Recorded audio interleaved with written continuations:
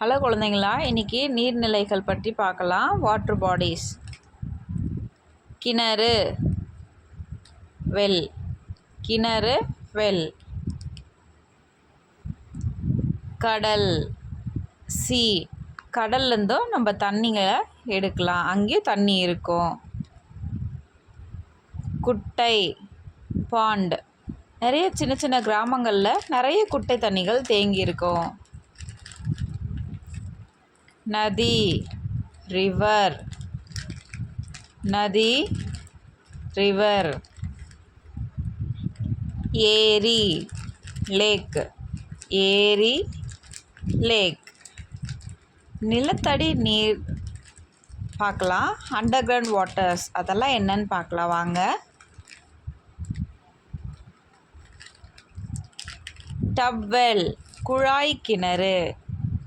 டப்வெல், குழாய் கிணறு, pump set அப்படி சொல்லுவோம்ல, அந்த மாதிரி தான். கை இறைப்பான், ஹேண்ட் பம்ப். கை இறைப்பான், ஹேண்ட் பம்ப்.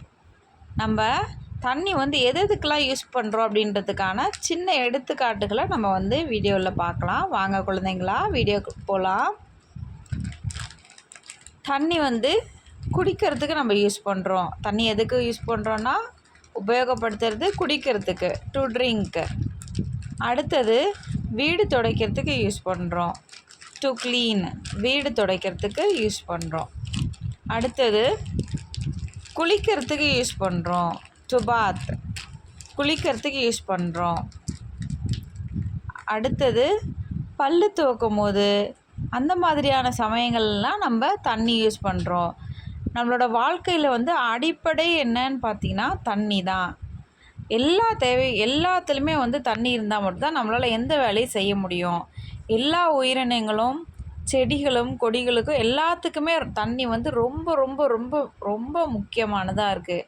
நம்மளோட வாழ்க்கையில் அடிப்படை தேவை அப்படின்னா முக்கியமான விஷயம் தண்ணி தான்.